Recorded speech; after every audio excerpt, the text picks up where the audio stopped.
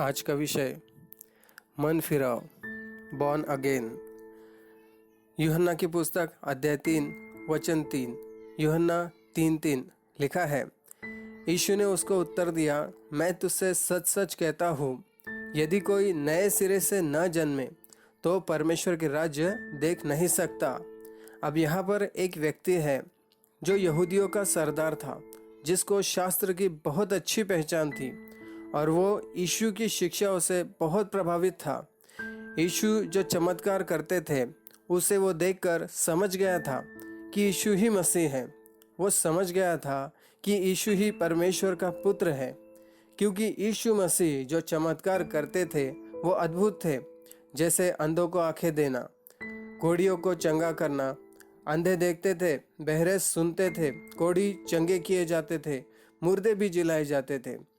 तब यीशु ने उससे कहा, मैं तुझसे सच सच कहता हूँ, सच सच कहता हूँ। मतलब अब यीशु तो परमेश्वर है, वो झूठ तो बोलेंगे नहीं।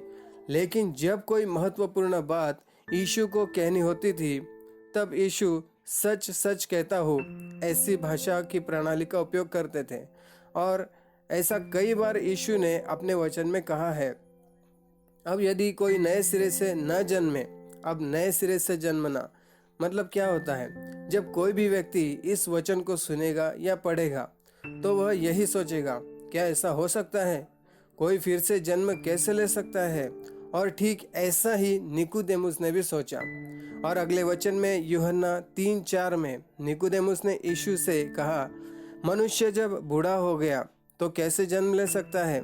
क्या वो अपनी माता के गर्भ में दूसरी बार प्रवेश करके जन्म ले सकता है? अब यहाँ पर निकोदेमुस ने बड़े आश्चर्य के साथ यीशु से यह पूछा होगा। ध्यान दीजिए प्रियो, यहाँ पर नए सिरे से जन्म लेने की बात हो रही है, नया जन्म लेने की नहीं। देखिए, हम मसीह लोग यीशु पर जो जीवित परमेश्वर है विश्वास करते हैं, क्योंकि पवित्र शास्त्र यानी बाइबल में कोई पुनर्जन्म की बात नहीं लिखी। कहाँ लिखा है? आइए पढ़ते हैं। इब्रानियों की पत्री अध्याय 9 वचन 27। इब्रानियों की पत्री 9:27 लिखा है, जैसे मनुष्यों के लिए एक बार मरना और उसके बाद न्याय का होना नियुक्त है, तो यहाँ पर कहीं भी पुनर्जन्म जैसी बात नहीं हो रही। तो मन फिराओ मतलब आत्मिक जीवन की सृष्टि है। वचन कहता है हम मसीह में नई सृष्टि है। जिस किसी ने भी मन फिराव किया है वह नई सृष्टि है। दूसरा कुरिन्थियों की पुस्तक वचन 5 अध्याय 17, 2 कुरिन्थियों 5:17 लिखा है, यदि कोई मसीह में है तो वह नई सृष्टि है, पुरानी बातें बीत गई है, देखो सब नई हो गई है। देखो सब नई हो गई है। मन फिराओ या फिर नए सिरे से जन्म लेना, जैसे यीशु मसीह ने कहा, क्या मतलब है इन बातों का? देखिए, जब हम अविश्वासी थे, यीशु को मतलब सच्चे परमेश्वर को नहीं जानते थे, तब हम कैसे थे? और आज मसीह यीशु को परमेश्वर को जानने के बाद कैसे है? एक सच्चे परमेश्वर के पास आने के बाद हमारा जीवन कैसा है? क्या आज भी हम उन्हीं पापों में फंसे हुए हैं? क्या मसीह में आने के बाद हमारे जीवन में बदलाव आया है? क्या हमारा जीवन बदला है? क्या मसीह में हम एक अच्छा शुद्ध जीवन जी रहे हैं? जैसे कि हम पहले झूठ बोलते थे, क्या आज भी हम झूठ बोलते हैं? या फिर शराब, तंबाकू, धूम्रपान करना या फिर सिगरेट पीना, इस तरह की बुरी बातों में फंसे हुए हैं? मगर अगर है तो फिर हमारा नया जन्म नहीं हुआ। प्रियो, अभी भी हम पूरी तरह से हमारा मन फिराव नहीं हुआ। क्या आज भी हमारे जीवन में व्यभिचार है, लालच है? क्या आज भी हम मुंह से गालियां देते हैं? क्या आज भी हमारी जीभ से पाप होता है?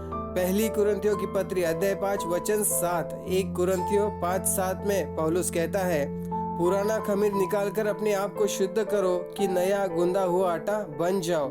मतलब पौलुस यहाँ पर कह रहा है कि मन फिराओ, पुरानी बातें छोड़कर यीशु मसीह में नए बनते जाओ, मसीह में नई सृष्टि बनते जाओ। देखिए, हर एक मनुष्य एक जीवित शरीर है, लेकिन हर एक मनुष्य एक जीवित आत्मा नहीं है। एक जीवित आत्मा, एक आत्मिक जीवन पाने के लिए यीशु मसीह कहते हैं हमें आत्मा से जन्मना अवश्य है। मतलब हमारे पापों से मन फिराकर एक आत्मिक जीवन जीना चाहिए। देखिए, पहला पत्रस पहला अध्याय वचन 15 और 16, 1 पत्रस 1 15:16 लिखा है, जैसा तुम्हारा बुलाने वाला पवित्र है वैसे ही तुम भी अपने सारे चाल चलन में पवित्र बनो। वचन 16 कहता है, क्योंकि लिखा है पवित्र बनो क्योंकि मैं पवित्र हूँ। देखो, वचन पवित्र जीवन जीने के लिए कहता है हमें हमारे पापों से, हर बुराई से मन फिराव करना होगा, तब हम अपने परमेश्वर के योग्य कहलाएंगे। परमेश्वर आत्मा है, हमें भी आत्मिक जीवन जीना चाहिए। वचन कहता है यीशु मसीह ने अपने सेवा और कार्य की शुरुआत की और यह प्रचार करना शुरू किया कि मन फिराओ। मत्ती रचित सुसमाचार अध्याय 4 वचन 17, मत्ती 4:17 लिखा है, उस समय यीशु ने प्रचार करना और यह कहना आरंभ किया कि मन फिराओ क्योंकि स्वर्ग का राज्य निकट है। यीशु मसीह ने शुरुआत से ही यह प्रचार किया कि मन फिराओ, पवित्र बनो। जब तक मन फिराव नहीं होगा तब तक हम स्वर्ग में नहीं जा सकेंगे। प्रियो, हम परमेश्वर का राज्य नहीं देख सकेंगे। यीशु मसीह ने बाइबल में जिन जिन लोगों को चंगाई दिया तो उनसे कहा इसके आगे पाप मत करना, मतलब अपने पापों से मन फिराना, जिसके कारण ये बीमारी आई थी। देखिए, बाइबल में एक ऐसी स्त्री के बारे में लिखा है, एक ऐसी घटना दिया है जिस स्त्री को 12 वर्ष से लहू बहने का रोग था और वो यीशु मसीह पर विश्वास करके वहां पर आई जहां पर यीशु मसीह लोगों में थे, उपदेश कर रहे थे। वहां पर वो किसी की सुनकर आई कि यीशु मसीह वहां पर है और उसने यीशु मसीह के बारे में सुना था। उसे पता था कि मैं यीशु मसीह के पास जाऊंगी, यीशु के पास जाऊंगी तो पक्का चंगी हो जाऊंगी। उसका पूरा विश्वास था, उसका ये विश्वास था कि मैं यीशु मसीह के वस्त्र को भी छू लूंगी तो भी चंगी हो जाऊंगी, तो भी मेरी बीमारी निकल जाएगी। ये उसका पूरा विश्वास था और उसी के विश्वास के अनुसार उसने वहां पर जाकर, बड़ी भीड़ में जाकर यीशु मसीह के वस्त्र को छुआ और उसके छूने ही से उसी वक्त वो चंगी हो गई। उसने अपने शरीर में महसूस किया कि वो चंगी हो गई। और जब यीशु ने उसको बुलाया, यीशु मसीह उसको बुलाते और कहते हैं तेरे विश्वास ने तुझे चंगा किया है, अब कुशल से जा। लेकिन प्रियो, यीशु ने आगे क्या कहा? यीशु ने कहा अपनी बीमारी से बची रहे, मतलब जिस किसी पाप के कारण बीमारी आई है उस पाप से मन फिराना, फिर से उसी पाप में नहीं पड़ना है प्रियो। अगर उसी पाप में पड़ेंगे तो बीमारी फिर से आएंगी, दुष्ट आत्मा फिर से आएंगी, है ना। तो और एक वचन हम पढ़ते हैं रोमियो की पत्री में अध्याय 1 वचन 29 से 31 में लिखा है।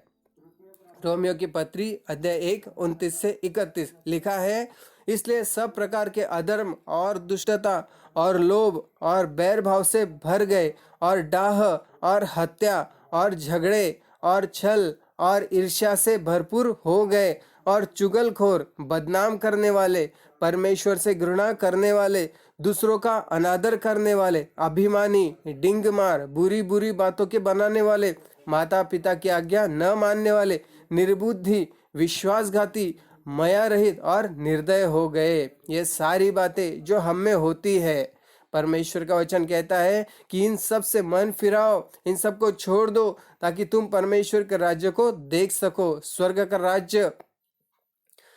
के राज्य में प्रवेश कर सको। देखिए दोस्तों, पूरी बाइबल मन फिराव के बारे में सिखाती है, तो हमें अपना जीवन बदलना चाहिए। ऐसा न हो कि हम सिर्फ सुनने वाले ठहरे, मानने वाले नहीं, या फिर ऐसा न हो कि हम झनझनाती हुई झांझ या फिर ठनठनाता हुआ पीतल की तरह ठहरे, जैसे वचन में लिखा है। ऐसा ना हो कि हम सिर्फ सुनने वाले ठहरे, है ना, मानने वाले हो, वचन सुनकर उसकी तरह मानने और उसके ऊपर चलने वाले हम ठहरने चाहिए, तब परमेश्वर का राज्य देख सकेंगे। आखिरी वचन प्रेरितों के काम 3:19 में लिखा है, इसलिए मन फिराओ और लौट आओ कि तुम्हारे पाप मिटाए जाए, जिससे प्रभु के सम्मुख से विश्राम के दिन आए। आमीन।